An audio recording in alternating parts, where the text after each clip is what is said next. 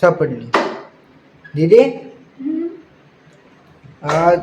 आता डिस्काउंट चालू आहे तर चल बरं आपण शॉपिंग करून येऊ. अशा उत्तरात येऊ का? मग शॅम्पू तर की तोंडाला काय म्हणजे मेकअप कर ना.